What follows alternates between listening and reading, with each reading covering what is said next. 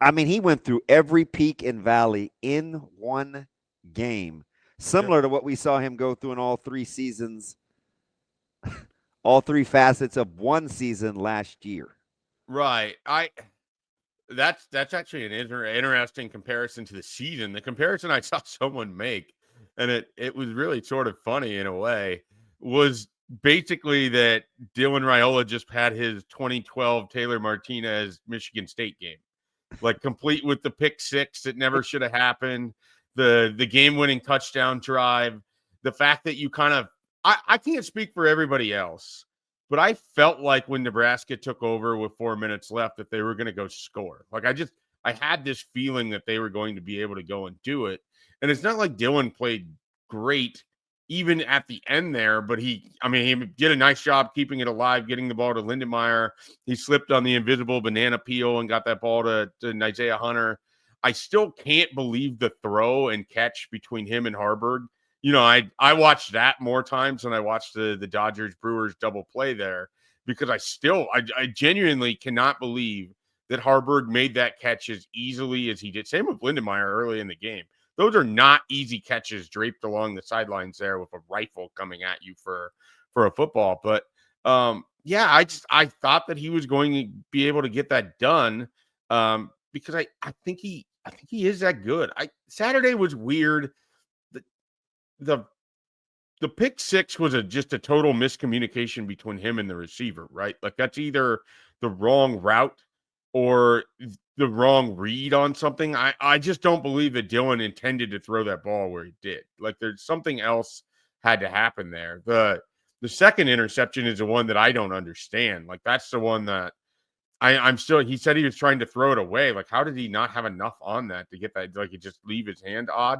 But ultimately, the resolve of being able to have all of this happen all in the same game, then you put it together, and you go get the win. I mean, we spent all offseason talking about all that matters this year is stacking wins, and it hasn't looked pretty. And Nebraska has had to work through a lot of its own issues in all of these games, and yet here they are stacking wins. Like that has to count for something. Schaefer, as you sorry, I just kept thinking about the throws that Haarberg or that were made to Haarberg and Lindenmeyer, because as you talk about kind of going through the interceptions, because even if like on that third one, hey, I just know that was a miscommunication, or on the second one, you're like, that wasn't a bad decision. It just slipped out of my hand. I was trying to throw it out of bounds. Even with that in mind, you've thrown 3 interceptions. To throw the balls that he did to Haarberg and Lindenmeyer, where I don't think a window was even there. Not in the Haarberg one. They did a great job on the broadcast for once, and it's rare for me to be complimenting a broadcast that Nebraska is on. But they actually, in a game in which they did a horrible job at other times, they actually went and showed you the end zone angle of that throw, Yes. and there was nothing there. He threw that in a window that didn't exist to a converted quarterback playing tight end that made that catch and looked like an NFL veteran. He even did the thing where he's holding the ball with one hand as he's going, like you could tell he's it's not showing moving. the official, like, hey, there's no doubt that this was a catch. We know this is a catch. I just like, and did that win him the game? No, but man, what that told me about all parties involved on that play was more than almost anything I've seen this season. Like that was a big league throw, an incredible catch. It kept the chains moving. And again, it all just felt like it was adding up to eventually Nebraska was going to score. I thought they would run to try to take some timeouts out of Mike Loxley's pocket, but they stuck to the air, missed on the first one, which was almost there with Lindenmeyer, and then a great play for Dan Key to get the go-ahead score there. Schaefer, I'm going to leave it to you because you've put more than a few fires out with your water with me. I found a way to make it about Coach Satterfield, the tight end play. I in my head, I'm just like, yep, that's Coach Satterfield. Damn be the throw, damn be the catch. Shout out Coach Satterfield. I had a conversation with Satterfield. I think I've referenced this before. Last March, we were at the same place at the same time, and I was picking his brain on a few things. And I asked him about Haarberg, and he said, Mike, I think this guy's going to be playing in the NFL, and his best football as a tight end won't be with us at Nebraska. It's going to be where he gets developed in the NFL. We're going to give him the people are going to see the athleticism. They're going to see the tools. They're going to be interested. He's going to have an opportunity in the league because of this move here. But the the feeling that Satterfield has about what Haarberg could be ultimately as a football player, it just told me that he was like super excited just to get his hands on a player like that. And obviously he worked with him as an offensive coordinator. I'm sure they have a great relationship, but there's just something that Nebraska saw there where they love that guy. I think part of it is he's a selfless teammate. You can ask him to do anything and he's going to do it. And I think the other part of it is that he's just one of these guys who's just sort of blessed in a way that few people are, where he can kind of do anything. I mean, we're talking about someone who's in a dunk contest. He has a size 18 shoe. He's one of the fastest players willing on to field. do anything too. Well, and that's part of it. He's that personality, and I knew that when he was in high school, when he was the holder for their football team on field goals, and then he's I think, I don't know if he was a punter too, but he's doing other things on special teams. He's, and like people make jokes about this, but he's one of the guys getting the equipment on and off the bus when they first show up there. Like, he is just that guy. And when people would talk about, oh, Nebraska fans only love him because he's a walk-on or he's a local kid, and no, I think they love him because he's that kind of person. You can't have an entire team of that, but when you have enough of those guys and he can just seamlessly slide into a role, and he's not going to be a star. He's not going to win any awards for what he's doing this year.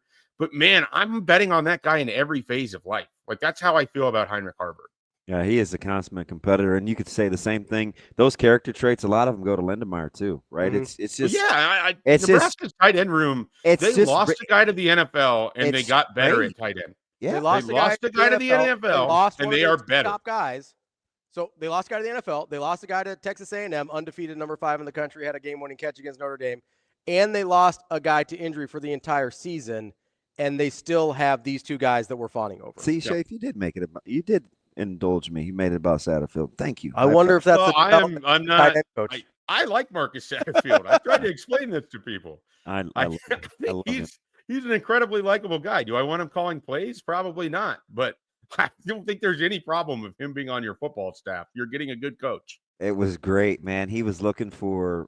I don't know if he wanted a coffee. He wanted something during halftime, and he was looking at his clock. He knew he was down to the wire, and they were swapping stuff out. And I was like, "Hey, this is gonna sound weird. Do you want me to bring you anything?" Mm-hmm. He looked at me. He's like, "No, thanks, man. I got it." Did he look at you like you were short? Like, no, he knew I meant well.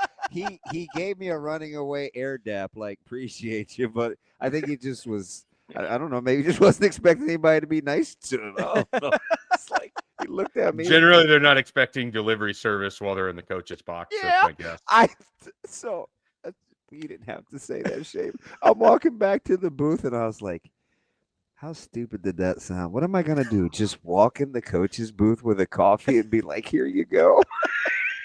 What I want to do, Damon, what I want to do now is I want to find one of those Uber Eats bags, and then I'm going to leave it on your chair at the stadium against Northwestern. That's what I'm going to do.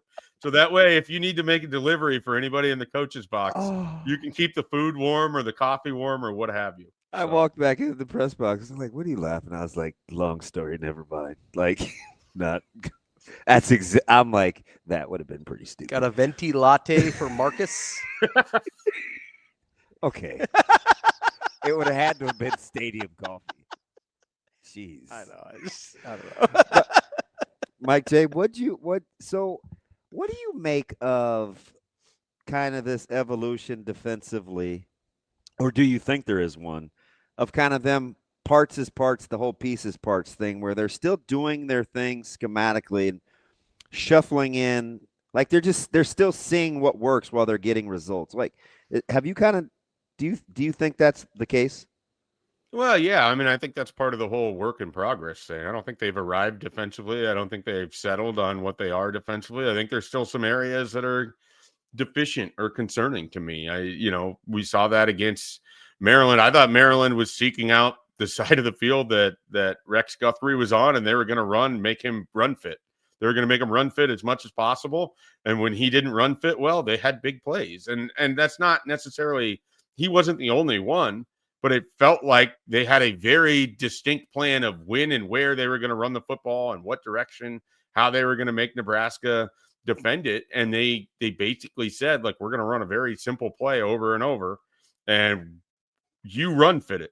we'll see how often you're going to correctly run fit this. And Nebraska struggled with that. And that's going to be a thing where, again, I think the bigger issue for Nebraska's run defense is less the guys up front and more just filling those holes behind them in the second and third level. And there's some of it is just reps. Like, guys, Rex Guthrie is going to get better at this the more he plays it. Linebacker wise, that game felt concerning when I thought Vincent Shavers could be out for the rest of it, because the drop off athletically and probably instinct wise of where he is at and then what's behind him in that linebacker room, it's a little concerning. And I wanted to believe in Watson Trent. I just don't know that athletically he can play in this conference. Like, he looks like he can't run. Like, they got him in space a couple times and took advantage of it on Saturday. And I think smart teams will do that if he's on the field a lot, kind of moving forward. They're going to have to find a way. If they want to utilize him, you're going to have to find a way to mitigate that to a degree. And so, again, I think Nebraska's defense, some of it is, here's where we're weak. How do we kind of, teams are going to try to play in on this. How do we sort of defend it? What can we do differently?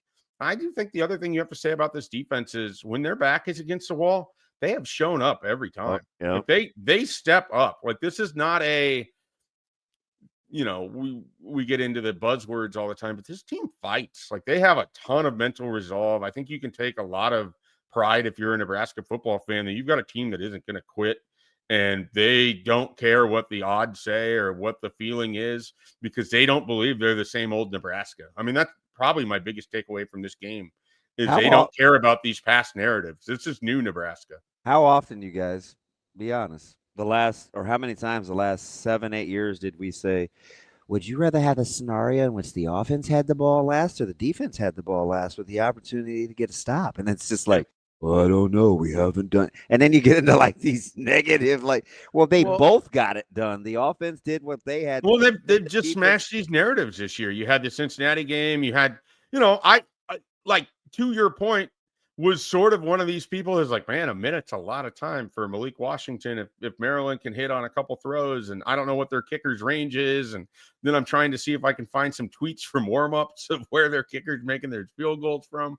And then Nebraska just was able to get off the field. I mean, and they survived Malik Washington making an incredible throw over Williams Winery to do it, because the intentional grounding moved him just far enough back that throw didn't hurt him.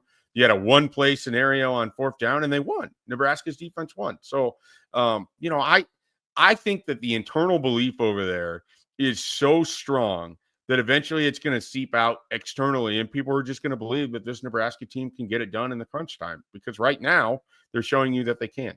Dude, I think they think that. Yeah. Well, yeah, they clearly do. Like, they didn't look like a team that thought the moment was too big, or, oh no, we're on the road and we haven't scored and we haven't, Emmett Johnson's ripping. As soon as Emmett Johnson ripped off that 50-yard run, it's just kind of like, okay, Nebraska, it's just like the Ja'Cory Barney thing. Now, that drive didn't finish with a touchdown, but it's like every now and then there's just this play that jolts that offense back to life. And it's like, oh yeah, we are pretty good. This is the team that kind of dominated the first and the fourth quarter. They did it again. Like, that's just, if they could figure out what happens in the third quarter, I think this could be a pretty good football. So I thought it was the second quarter. Is that just me? I haven't got it yet. I asked the guys earlier, Mike J. It seems like Nebraska hasn't had the ball more than 5 minutes in any of the last 3 second quarters. They would have on. Well, I guess the Kenneth Williams return took them down to the 10. I mean, they scored 17 points. No, not out. I meant like Michigan State, and Maryland. But just in terms of time of possession, you're right that you had the pick six, or you had the block punt against Michigan State, which kind of messed up the time of possession on that one. You had the big. That was the first quarter, though. Was it? Yeah, because then Michigan State just held onto the ball for 7 minutes. You're right. And then you had the kickoff return with Kenneth Williams, where that messes up the time of possession as well. And so I do think I gotta look at that. So I think you're right. I think the third quarters have been worse, Schaefer. I do think they haven't had the ball very much in the second or third quarters the last few games. The third quarter has been where Dylan has been statistically, I think, the worst all season.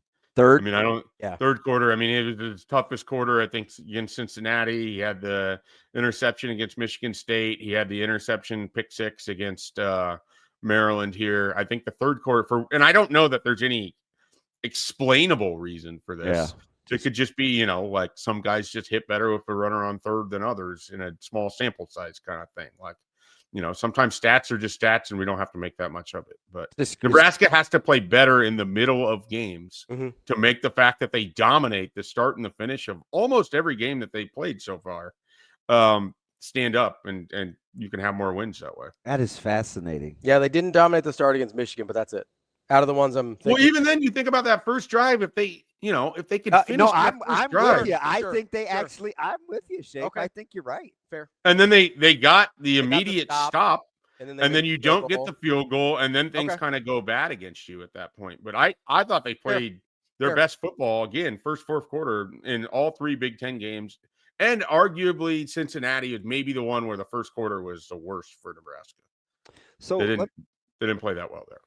So Mike J, how does Nebraska? Let's put the coaching talk aside, because I think it's up to us to not keep this thing going. How does Nebraska have to look in the meantime for you to not want to just naturally make a connection on level of focus, or will you not do that anyway just because it's just not your style? I don't know. I think it's one of those obvious things that you can kind of apply it how you want, but whether it's true or not is sort of hard to determine. I mean, if they come out and they beat Minnesota, are they galvanized by the fact that it's them against the world? If they come out and they struggle against Minnesota, is it not because Minnesota had a good game plan, but actually because they're worried that their coach is going to leave in a month and a half from now? I think it's however you want to make the argument. It's the perfect sort of storyline for however you want to bend or blend things. So I don't know that there's a lot that we can do with it. For me personally, it's not something I get super excited to discuss because there's only a few people that really can have any kind of sort of control with it. And there's still a season ahead that's going on right now. So it's a tough spot to be in, but I think that they're going to have those guys ready to play. And I also think there's a sense of personal pride. Whether or not Matt Rhule is going to be the coach in 2026, you're playing for Nebraska football right now in 2025. If you don't think you're going to be here, then you're trying to put up the best that you can for the transfer portal. If you think you're going to be here, you're going to try to put up the best that you can for the next coaching staff. If you have any kind of pride as an individual, you're trying to play the best that you can because you're a competitive person playing college football. And if you aren't competitive and if you aren't playing hard, you're probably going to get hurt being out there. So I think the focus thing is easy to sort of apply after the fact. I think it's impossible to know going into it. How do you think Nebraska, you're kind of, I'm just carving through Minnesota stats, getting ready, and man, they throw the ball almost 60%. 50%. Isn't it weird? This is not like Mo Ibrahim's Minnesota. And I don't know why Taylor starts over Feme either, because 7's clearly better than 1, but. Well, and remember, this is one of the teams we looked at and said, well, if Nebraska is going to get beat for having a small defensive line and people ramming it down their throat, Minnesota's going to be one of them. And I don't know. I'm going to chill with that because I saw Maryland getting 13 personnel, and I was like, why don't they do it more? I get that.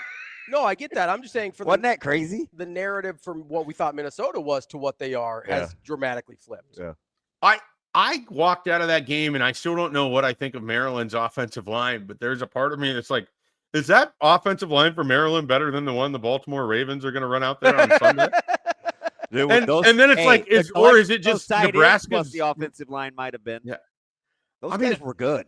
Their pass protection was phenomenal, I thought, throughout the game. And then they were able to run, and I don't know how much of that was bad run fits with Nebraska and what Maryland was doing because they haven't run much on anybody all year. So I don't know if Nebraska can make Minnesota's line look the same. But Drake Lindsey is the player on this Minnesota team. I mean, he's a guy that's going to be even better going forward. He's someone that if you let him kind of sort of get hot, I guess, if you would, kind of like he's a 3-point shooter. He seems very streaky, but if you let him get hot early in that game against you, he's someone that I think has the arm talent that he could put up wouldn't surprise me if he throws 40 times and puts up 260 to 280 yards on this Nebraska defense. And then we're talking about, oh, the secondary is not as good, without referencing the fact that it's going to be 40 plus pass attempts. The passing yard total for Lindsey on This is wild. Is 220. Yeah, I think that's an over. I think you just go to your. They're gonna have to throw. I think that's that just who must they be what are, they though. think, because the line is now 9 and his passing yards are over 220. No, I don't remember the Cal game because I didn't. That started, and then I was like, "Am I really watching Cal versus Minnesota?" Oh, that was right a now? great game. What do you want to know? Well, so how did Minnesota play in that? Because they couldn't run the ball.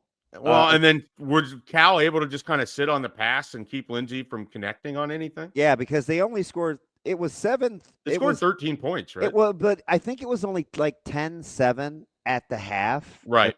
And just Minnesota's inability, I think, to really get it going, because that's when I really thought Femme was, or not Femme. Yeah, I thought Femme was going to win the job, because I think he rushed. He didn't have 100. He probably had like 80 yards, but it was, I mean, Turner was good. I don't think Taylor played. They just couldn't.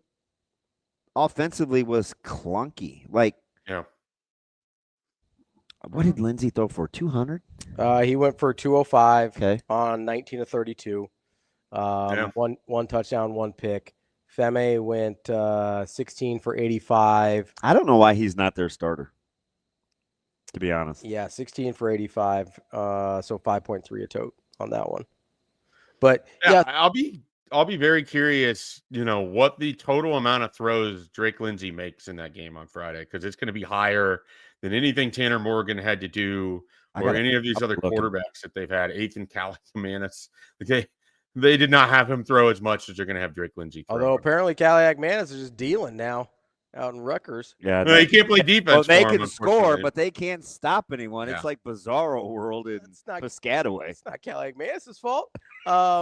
So just for reference, outside of the Northwestern State game where he played like 3 minutes, Lindsey has 35, 32, 41, 26, 45 passing attempts per game. 26 came against Ohio State. That's his low. So I'm guessing and that's because they just didn't possess the ball enough for him to. I'm guessing mid-30s is pretty safe here. Yeah. Chafe, who's the most complete team in college football? I mean, the answer everyone's supposed to say is Ohio State, but it's I don't know. I kind of want to say I think it's Miami. Yeah, I think it's Miami. Miami's good. I think Miami's legitimately good, and I don't think that highly of Carson Beck, but I think Miami's a fair answer. Offense, defense, special teams. There's like a part of me that, and we've got audio that proves it. I picked Indiana over Oregon. Like, is it possible that it's Indiana? It is. Like, are they possibly the most complete team? It might be. It is possible. They went into what is one of the toughest environments in all of college football, and they slowed down that Oregon team, which I didn't think was very good. I thought Oregon, Penn State, watching that, I was unimpressed by both of those teams, which is why I took Indiana. And they are legitimately. You're smarter than me. I just took them because the line stunk. It was too low. I was like, the line was high, and so I took that in my favor. But it was one of those very much like, I wouldn't just take them against the spread. I would put money on the money line here with Indiana. And again, if you think I'm just making this up, you can. We've got audio. I trust you. Thank you. I appreciate that. But no, I think Indiana's up there. I don't think I don't have a single SEC team that I would include in that list with Ohio State, Indiana, Miami and I haven't seen enough of Texas Tech to say, so I can't speak on the Red Raiders, but they have to be at least in the conversation of one of the 6 best teams in the country right now. Yeah, it is in the conversation with Texas Tech. Coach McGuire telling Coach Rhule how much money they have in that NIL collection. That's the conversation that those two have. Okay, I'm just gonna put that out there.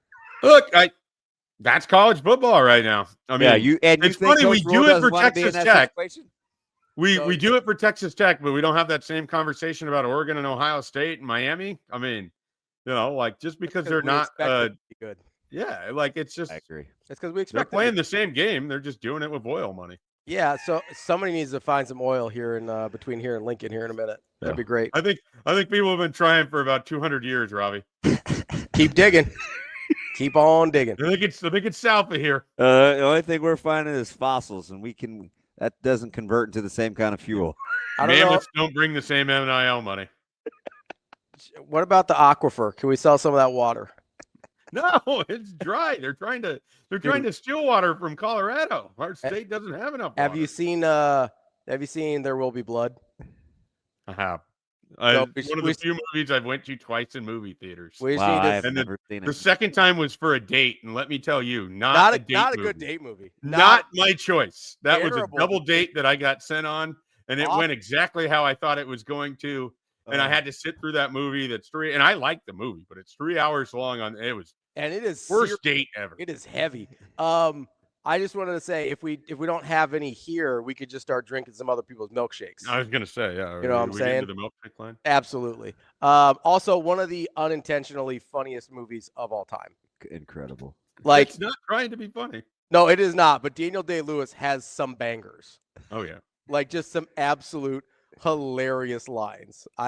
Is this gonna get me to watch? I don't know. Like I like the movie less than a lot of other people do because I think Daniel Day-Lewis is like he is trying to throw 108 on every pitch, and some of them are not finding the strike zone. I binged Department Q from Wheels Up to Wheels Back from Bethesda, Schaefer on Netflix. Check it out. All right, I can do that. Schaefer, we'll let you go. We appreciate the time, and I really hope that you don't abandon your child. That's all I have. I'm sure that's funny, but I don't know. I haven't thought about that movie in a long time, and I haven't thought about that date since the minute it ended. So, so it wasn't your current life. Okay, thanks. Okay, thanks. Bye. See you guys. All right. That's Mike Schaefer from Husker247.